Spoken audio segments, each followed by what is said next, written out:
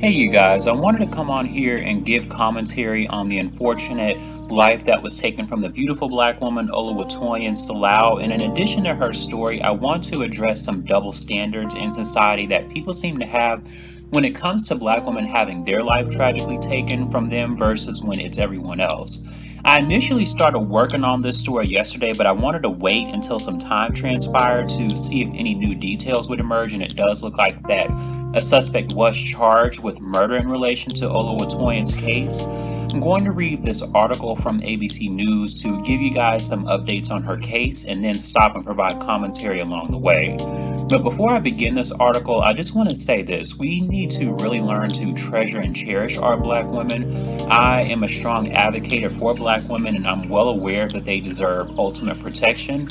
And it should be given to them by default. Not only are black women open to verbal and visual attacks from the world on a day to day basis, but they even endure physical abuse, which is extremely deplorable and intolerable. So I'll go ahead and get started with reading this article. It says here a suspect has been charged in the double homicide of two women reported missing this month in Tallahassee. Aaron Glee Jr.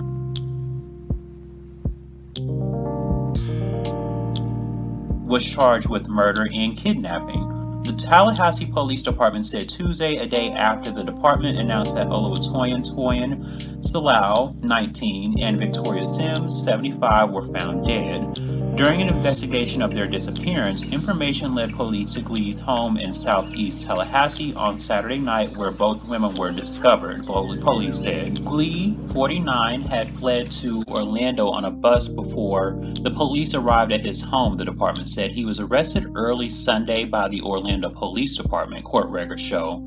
Based on evidence recovered at the scene and other information gathered by Tallahassee police in Orlando, Glee was charged with murder and kidnapping, police said. I want to stop here for a moment because I just want to express frustration at the fact that a black man was responsible for this black woman's life being stolen from her. I really don't understand how you can commit such an action. I mean, did he not think about the fact that this beautiful girl was a model, an activist, someone who advocated for black lives and really wanted to make a difference in this world? I mean, we're talking about a beautiful young lady that wanted to maybe someday have children. You know, she had the potential to make an impact in this world. And you guys, I understand that we deal with an insurmountable amount of self hate within our community, but this is indefensible. There was no excuse for this black man to do this to a black woman. And Oluwatoyin was inspirational because she recognized the importance of all black lives. I want you guys to watch this short clip from her and listen to her passion and understand what I mean when I say she loved and cared deeply for all black lives. Nah, can't nobody silence me. I just want, it's not that all lives don't matter, but right now, our lives matter. Black lives matter. Yes. Black trans lives matter. Yes. Trans lives matter. Yes. Because guess what? We all minorities, but right now, like, let's focus on the person who got killed. Tony McDade was a black trans man. Okay? We're not doing this. We doing this for him. We doing this for our brothers and our sisters who got shot, but we doing this for every black person. Because at the end of the day, I cannot take my skin color off. I cannot mask this, okay? Everyone go. I'm profiled whether I like it or not. That ain't right. Like, I'm looked at whether I like it or not. That ain't right. First of all, I want white people to realize the privilege. Yes, ma'am. No one can look at you and tell anything about you unless you give them that information. Wherever the fuck I go, I'm profiled. Look at my hair, look at my skin, bruh. We love it. This shit, I can't take this off. So guess what? I'ma die about it. Yes. I'ma die about my skin. You cannot take my fuck blackness away from me. Okay? It's not. And y'all need to listen. It's like I said, it's okay to be angry. Use wisdom. Don't move stupidly and get yourself hurt.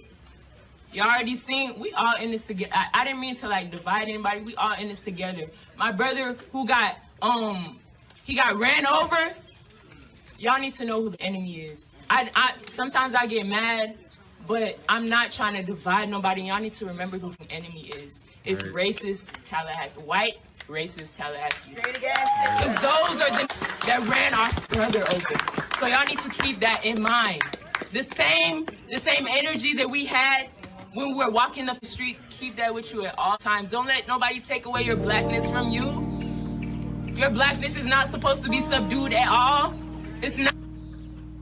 So you guys heard that fervent and ardent-filled speech. She spoke with such enthusiasm, and again, I can't place enough emphasis on the fact that she was so young. This poor baby didn't even have any time to explore what life held for her, and she just recently graduated from high school and had a strong sense of love and benevolence for the issues that we face within our community. And I want to continue reading some more of this article. Currently is incarcerated in the Orange County Jail and will be extradited back to Leon County. A Tallahassee Police Department spokesperson told ABC News.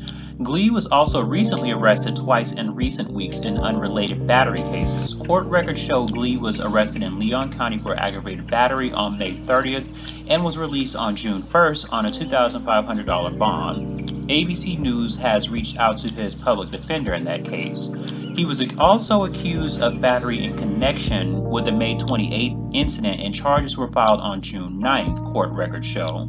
Salau was last seen on June 6th, according to police. The teen was active in the city's Black Lives Matter protests against police brutality, calling for justice for Black people recently killed at the hands of police, including Tony McDade of Tallahassee and George Floyd of Minneapolis. I am glad that this man is currently incarcerated because for me, it gives me a sliver of assurance that I know he can never hurt any more Black women or take their life from them. I really hope he gets a harsh penalty because there was no excuse for this. I also want to show you guys some of her tweets that I found to be enigmatic in nature, because when you read them, the timing of all this seems to be very serendipitous, contingent upon when she posted these tweets.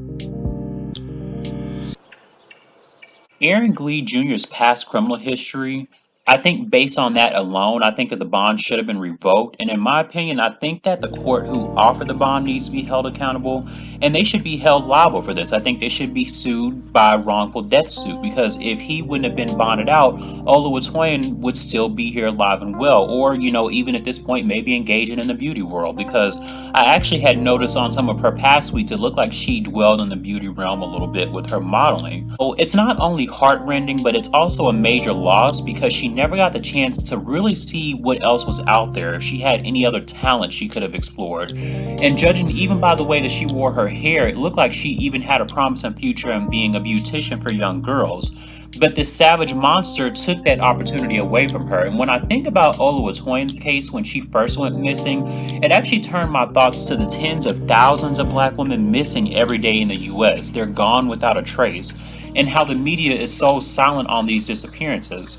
The Amber Alert system always seems to post updates of other girls and children, but when it comes to our little Black girls and women, they may put one or a few up every once in a while. And I feel like if we had our own system to post when our people go missing, it would help to get the message out that someone we love and cherish hasn't been seen in a while. And I'll come back to this portion after I'm done reading this next part of the article. Her missing person flyer drew national attention, and misinformation had spread throughout the investigation, including false tip line numbers, police said Tuesday. A team of more than a dozen Tallahassee Police Department investigators were looking for Salau, who did not have a permanent address, including checking locations she frequented, police said. The grassroots organization Tallahassee Community Action Committee also held search parties for Salau, whom they described as a local activist, after she was reported missing on June 9th. The same day she was last reportedly seen, Salau had shared details of an alleged sexual assault on Twitter, according to Tallahassee ABC affiliate WTXL. Salau had contacted the Tallahassee Police Department to report a possible sexual battery that occurred on June 5th, police said, but added that at this time there is no indication that it is related to her death. The information and description Salau provided to police and posted on social media prior to her disappearance does not match the person ultimately found to be responsible for her murder, police said in a news release on Tuesday. I wanted to show you guys this Instagram page called Black and Missing Foundation. If you are ever in a situation where your child or person is missing, you can DM them and they will be able to post a picture of your loved one onto their profile. And I highly encourage Black people to follow this page, because if you have Instagram, you never know if you might encounter someone from this page. Maybe you saw them on there and you just saw them in person. You can make the responsible party aware that you saw their missing person. And I never have agreed with the procedures police precincts have in place to wait 48 hours. And it's always upset me, because in that window of time, a lot can occur. And I think that in addition to these police brutality protests, we need to demand refinement in the policies for filing a missing persons report. It needs to be changed to a few hours, not just 48 hours. It's also eerie, too, that before she went missing, she contacted the police in regard to a possible sexual battery, and nobody thought to do anything about it.